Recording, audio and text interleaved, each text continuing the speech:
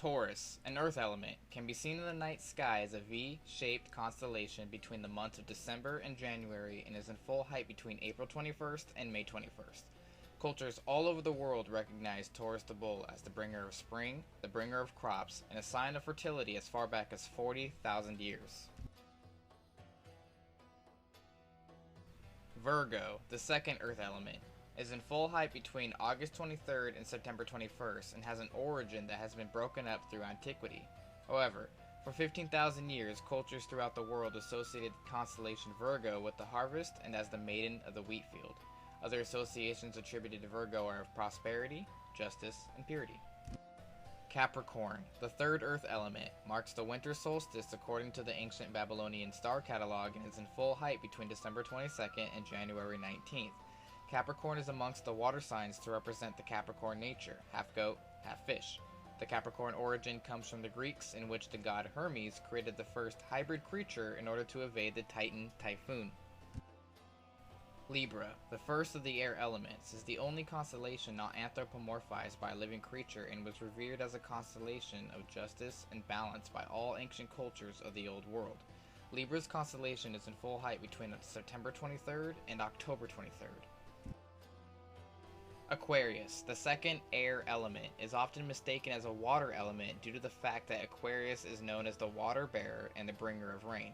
However, according to all ancient cultures, water is a representation of knowledge, signifying that Aquarius is the beholder of wisdom. Aquarius' constellation is in full height between January 20th and February 18th. Gemini, the final air element, is in full height between May 21st and June 20th. The brightest stars, Castor and Pollux, represent the Gemini twins. The most popular story of Gemini tells that the twins partook in cattle theft when the Milky Way was made up of a herd of dairy cows. The story also correlates with the positioning of the twins in the night sky, which gives the appearance of one inside the Milky Way and the other out. The constellation of Cancer is in full height between June 21st and July 22nd and is the first of the water elements. Heracles, tasked with killing the multi-headed Hydra, was stalled by the goddess Hera, who sent a giant crab which had little to no effect. Commemorating the crab's bravery, Hera placed the crab amongst the stars north of Hydra so that he may always assist in the battle. Scorpio, the second water element, is in full height between October 23rd and November 22nd. Scorpio emerged from Mother Earth to compete with Orion, the greatest of all hunters. Mistaking Orion for the giant scorpion, the goddess of the hunt, Artemis, shot an arrow through Orion, ultimately killing him.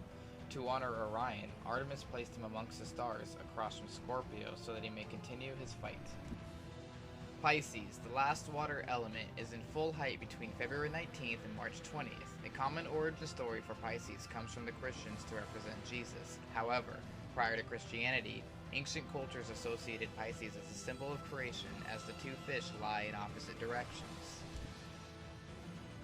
Aries, the first of the fire elements, is the Latin name for ram, but is most commonly associated with the Greek god of war.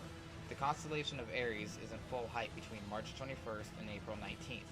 The ancient Babylonians recognized the constellation of Aries as a sign of fertility, a bringer of vegetation, and the mark of the vernal or spring equinox. Sagittarius, the second fire element, is in full height between November 22nd and December 21st. A well-known story of Sagittarius is that of the tale of Heracles. Chiron, a centaur, was unlike his own, not barbaric but highly educated.